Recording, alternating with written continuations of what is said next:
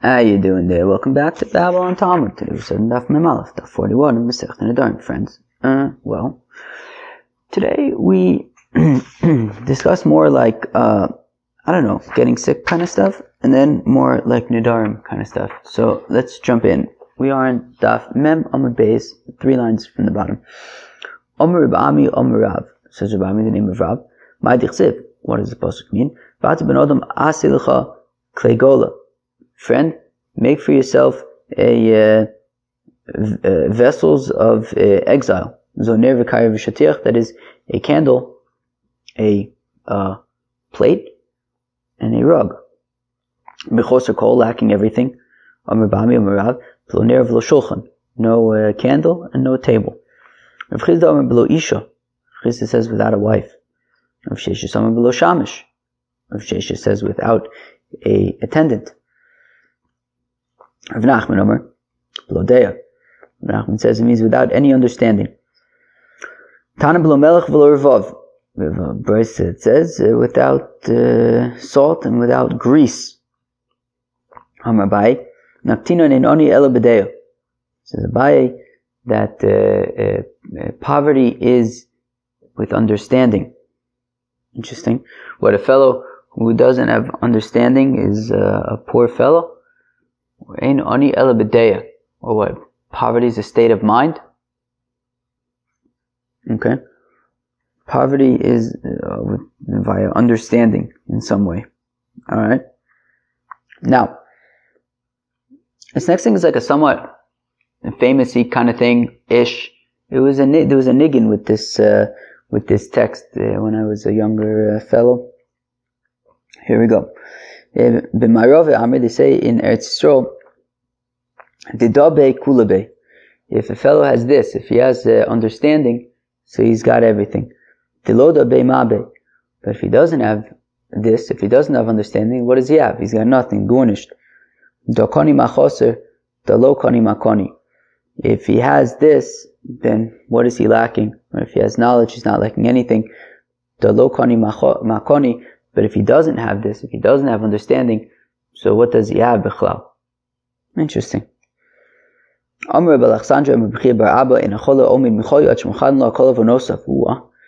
a fellow is sick and he gets healed, we forgive him for all of his iniquities. Shneimar, as the pasuk says, that the Eibishter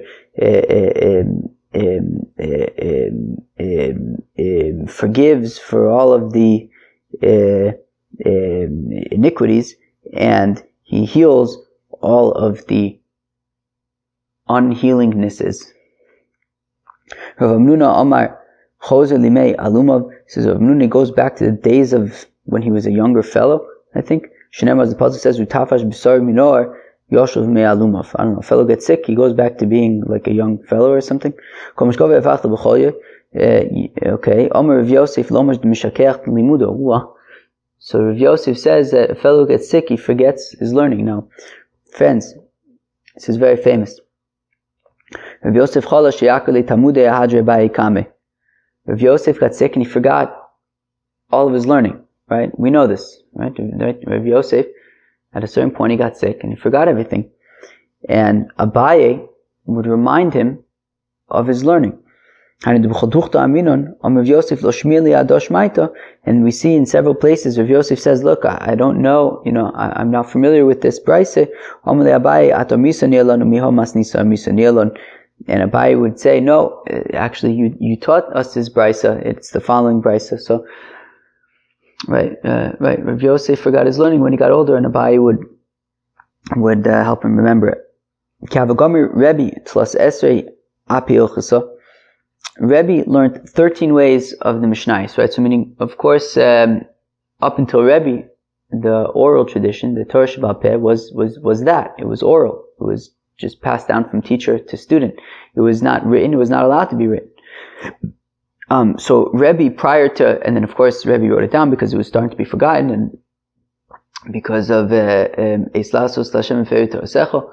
So Rebbe edited the Mishnayos, but before there was the Mishnah, so there were, different versions of brises, right? This teacher would teach it this way, this teacher would teach it that way. So you had 13 ways, right? Or, no, I think, well, for example, like whatever Rebbe edited made it into the Mishnais, and whatever he included in the Mishnais is Mishnais. The other things are different brises that we have.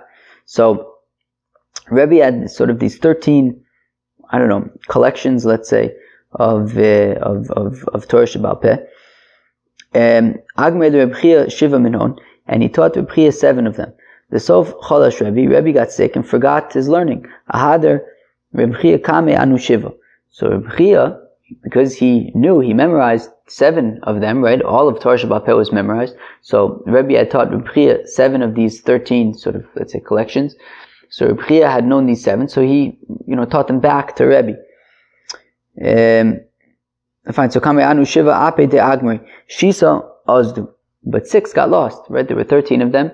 Reb Chia was able to teach Rebbe 7 of them, but 6 got lost.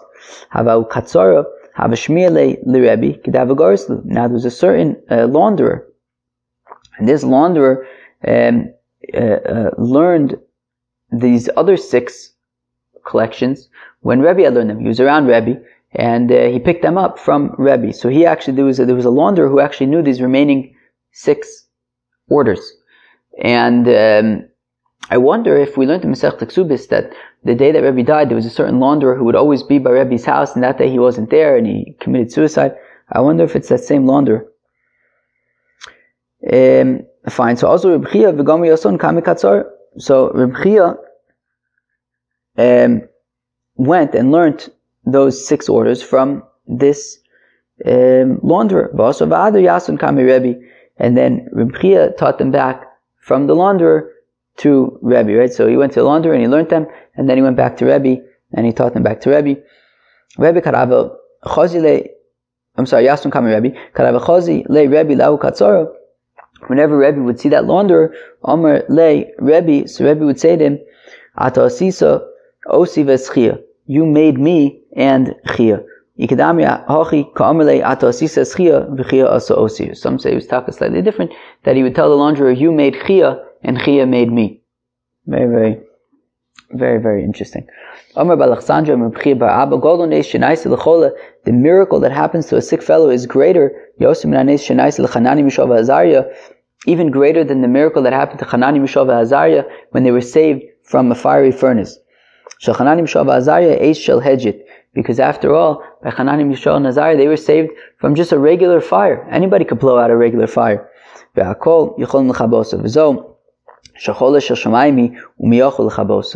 the fever, when a fellow is sick, a fever comes from God. People don't know, we don't necessarily know how to heal a fever. As we know recently, when there were people dying from a virus that involved fevers. So a regular fire, you pour water on it, you put it out. But we don't necessarily know, even in 2022, we don't necessarily know how to get rid of all kinds of fevers. So therefore, the miracle of being saved from a sickness is greater than the miracle of being saved by a fiery furnace. When a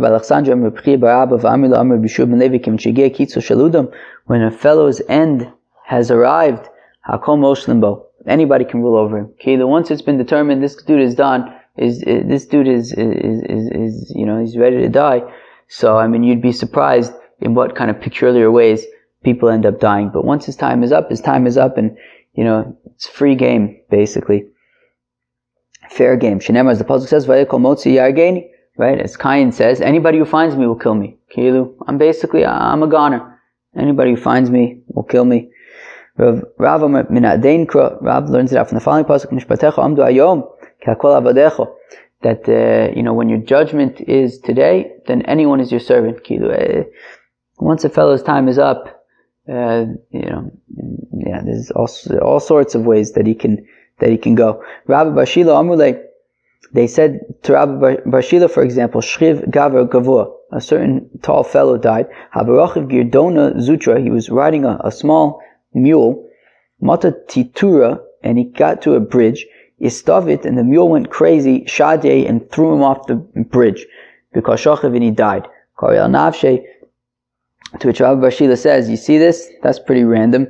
That when a fellow's time is up, his time is up. He might die in his deathbed. He might be suddenly thrown off of a mule from a bridge. Shmuel chazi lahu akrova yosiva al akruksa. Shmuel saw a certain scorpion that was sitting on a frog. Ve'over naire, and the frog took the scorpion across the river. Tarka gavra va'umayis, and then the scorpion gets to the other side of the river, bites a fellow, and the fellow dies. Okay, a scorpion got a ride across the river on a frog, gets off the frog, bites a fellow, the fellow dies. Korea alei mishpatecha amdu hayom. Shmuel says, all right, clearly that guy's time was up. Amar Shmuel says, Shmuel imavakin esachole elu mishachalatz tochamo. He says, Shmuel, you only visit a fellow who has a fever. Lafuki mai, to the exclusion of what? Who don't we visit? Lafuki odetanya Rabbi Yossi ben Prota Omer Mishum Eliezer ein mevakin l'chole miyayim. We don't visit people who have digestive diseases, and not people who have eye diseases and headaches. I understand why you wouldn't visit a fellow who has a digestive disease, because it can be embarrassing if he has to keep on going to the bathroom and it's messy. But what's wrong with visiting somebody who has eye trouble or a headache? Mishum the Rav Yehuda Dam Rav Yehuda dibur kasha le'ena umayla le'ishtav. Like Rav Yehuda says that speech is not good for the eyes, but it's good for fevers. For a fellow is going to come and visit and chat with you, so that it'll be good for a fever, but not so much for the eyes. And then we say if it's not good for the eyes, it's not good for headache. All right. Rabbi Ishto ilav de parvanka de malocha de mosa. Says Rav, if not for the fact that a fever was the agent of the angel of death, male kichizra ledikle, fevers would be as great as, stuff surrounding a tree, like a palm tree that I guess is good and protects it. And if it's like once every 30 days, I guess a fever once every 30 days, if not for the fact that it was the agent of the angel of death, otherwise it would be pretty good. And it would be like an apothecary for the body. I'm in a place right now where they have a thing called apothecary. I had only heard this word, I think, for the first time like last week, and sure enough, it comes up in the Gemara. Rav Nachman Yitzchak says, look, I don't want fevers, I don't want apothecaries, I don't want none of this, just leave me alone. They're opposed, they're fuaso. Says Rav Bar Yonason, the name of Yechiel, that arson is good for a sick fellow to heal him. My arson, what's arson? Rabbi Yonason, chushlu desari atika deresh nafya. Says Rabbi Yonason, it's the outer shells of like old barley that you're sifting. Okay. Amar Abai boyon bishula kein bisu de Torah. Says Abai, you gotta cook it stark like ox meat. Okay. Rabbi Yosef, Amar smide desari atika. Rav Yosef, it says that it's the fine flour of old barley, the reish nafya, I guess at the beginning of the sifting. Abayi boyon bishula kivisu de Torah, and says Abayi, you gotta cook it real good, like ox meat. Rabbi Yonason, boredom, and Mevakim Mazkirin Shmo, says Rabbi Yochanan that we don't visit people with boredom, and we don't even mention the disease. My time, because it's like a flowing spring of blood. Why is the disease called boredom? Because it's like a boredom.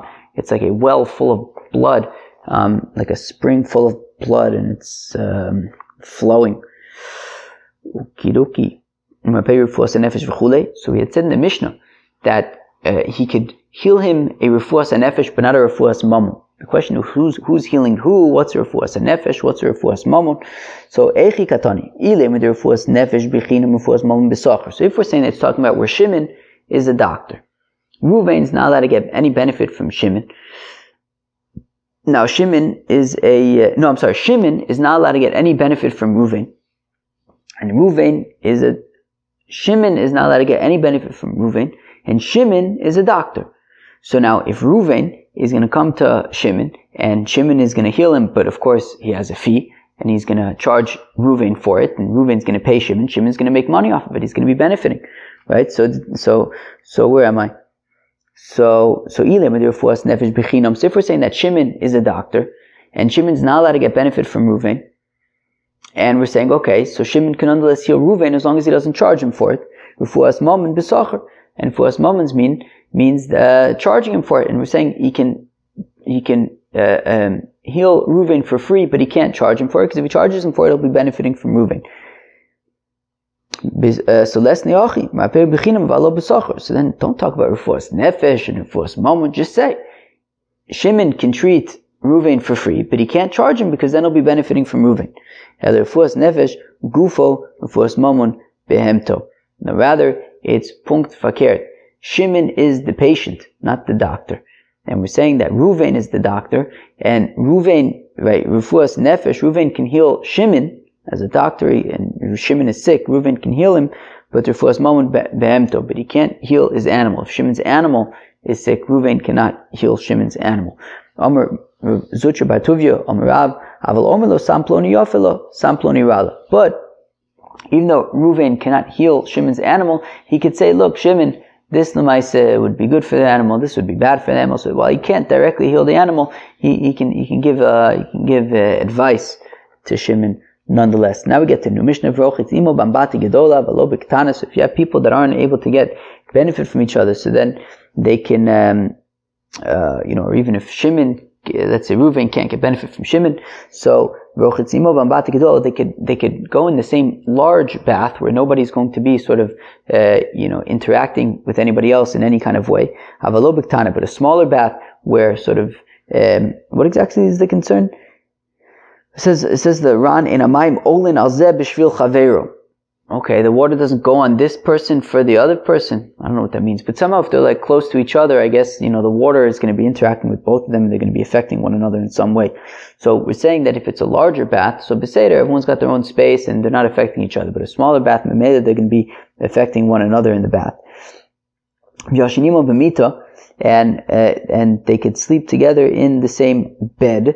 Reb Yehuda Omer says, Reb Yehuda, b'mosacham v'lo b'mosach. That's only in the summer where it's uncomfortable to have multiple people in a bed, but in the winter where multiple people in the bed can actually warm each other up, so then it would not be allowed, because he's going to be benefiting him. And they can, sit on the same bed while they're eating, right? Of course, as we know, they would sit on beds when they would eat, and they could eat at the same table, but they shouldn't share the same plate, right? So if it was like a serving plate that was offered to both of them, they shouldn't share that because, so if Reuven's not allowed to get benefit from Shimon, if he eats less, so then Reuven's getting more, which means that he's, benefiting Reuven by giving him more. So aval ochalu imo menatamchu yachozer. But if it's a sort of all you can eat kind of situation, right? If they give them a big plate that there's no way that they can eat all the food and whatever's left over goes back to the balabayis, so then they can eat from the same tamchui because, they just can eat as much as they want, and there was more than either of them can eat anyways. So, even if Shimon eats less, it's not allowing Reuven to eat more. He would have eaten as much as he wanted anyways. Says the Gemara, Tani, we learn in the Brayso, Bambati, that they shouldn't bathe in the same bath, and they shouldn't sleep in the same bed. Ben Gedola, Ben Ketana, Divrei Reb Meir. Now Reb Meir says, I don't care if it's big, I don't care if it's small, it's a low plug. Right, they can't bathe in the same bath, they can't sleep in the same bed. Rabbi Yehuda Omer, Gedola b'mos hageshamim. Rabbi Yehuda says, look, in the winter, when people are cold, so they can sleep in a larger bed. If it's a smaller bed, then they'll get warm each other up. But even in the winter, as long as it's a larger bed, it's fine. And in the summer, they can even sleep in a smaller bed because they're not going to be benefiting each other. Mutter, it's allowed. He can bathe in a large bath, and they can go into a small sauna because the sauna is hot anyways. It doesn't matter how many people are in there. And he can sit on the same bed when they eat. And they can eat together at the same table. But not from the tamchui, right? If they share a plate, then they can't eat from the plate together, because if Reuven can't get benefit from Shimon, and if Shimon eats less, then Reuven's going to be getting more, and that's not allowed. But they can eat from a tamchui achozer. Rabbi Yossi bar Chanina a tamchui achozer lebalabais. Says Rabbi Yossi bar Chanina, that means that they can eat from like an all-you-can-eat platter that has so much food on it that even if Shimon eats less, it's not going to give Reuven any more, because there's so much there that Reuven can eat however much he wants, regardless. Says a new Mishnah, if you have a bunch of workers and Reuven and Shimon are also working there, so they can't sort of eat from the same communal eating, because again, if Shimon eats less, then Reuven gets more. And they shouldn't kind of work together in the vineyard on the same kind of, they shouldn't work together in the same vineyard. That's Reb Meir's opinion. Now the Chacham say, look, they could work on the same vineyard, but just stay away from each other, because if they're in the same area, so then what does the Gemara say? So everyone agrees that if they're working on the same vineyard next to each other, that's not going to be allowed. Ki plige, where they argue, is birachuk, is when they're far away from one another. Reb Meir says that they can't work when they're far away together, because we're concerned about when they work together when they're close to each other, to kamai pila la'ara kame, because if Shimon, if Reuven's not allowed to get benefit from Shimon, and Shimon's working next to Reuven, and Shimon's going to be softening the ground before Reuven gets to it, which is going to make it easier for Reuven, and it's benefiting Reuven, so that wouldn't be allowed. So therefore, Reb Meir says, look, since they can't work next to each other, so they also can't work at a distance from each other. Rabbanan say, look, we don't make a gzera. They can't work next to each other, but they can work as long as they're far away from each other. That would be okay. Friends, that was Daf Mem Aleph Masechet Nedarim. We talked about like sicknesses and stuff. We saw a very famous Gemara about Rav Yosef, that when he got sick, he forgot all of his learning, and Abai taught it back to him. And then we got we talked about Refuas Nefesh and Refuas Mammon, that if Shimon can't get benefit from Reuven, Reuven can nonetheless heal him, but not his animal. And then we talked about the machlokas between Reb Meir and Rabbi Yehuda about can they be in like a large bath or a small bath. So Reb Meir's opinion is that no, it's a low plug, right? They can't be in a large bath, small bath, big bed, small bath. Rabbi Yehuda says, look, it depends. As long as if it's a large bath, they're not going to be interacting with each other or benefiting from each other in any way. That's fine. Same thing as a large bed. Yeah, and as long as they're not going to be benefiting from each other, that's okay. Friends, that was Daf Mem Aleph Masechet Nedarim. Hope you enjoyed. Peace out.